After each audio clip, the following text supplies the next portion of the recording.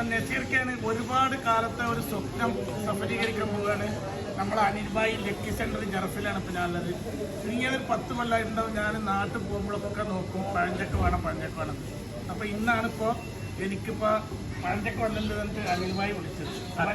സത്യമാണ് നിങ്ങൾ പറഞ്ഞത് ശരിയാണ്. മൂപ്പരോട് കുറേ വിളിക്കുന്നത് പഴഞ്ചക്ക വരുമ്പോഴോട് പറയണം. അങ്ങനെ ഇന്നാണ് ഇപ്പോൾ പഴഞ്ചക്ക നമ്മളെടുത്ത് എത്തിയതിട്ട്. പഴഞ്ചക്ക അങ്ങനെ എല്ലാവർക്കും ഇഷ്ടപ്പെടുന്നു, പക്ഷേ ഇഷ്ടപ്പെടുന്ന ഒരുപാട് പേരുണ്ടെന്ന് നമുക്കിപ്പോൾ മനസ്സിലായി. ഞാൻ നാട്ടിൽ പോകുമ്പോഴൊക്കെ ഇത് തിരയാൻ എനിക്ക് കിട്ടിയിട്ടില്ല. അപ്പൊ ഇപ്പൊ ഇന്ന് വന്നപ്പോ ഞാൻ തന്നെ മുറിക്കാൻ തീരുമാനിച്ചു.